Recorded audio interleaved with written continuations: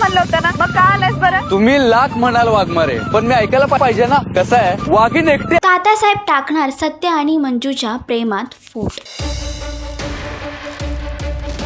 तात्यासाहेब खेळणार सत्या मंजू सोबत नवीन डाव.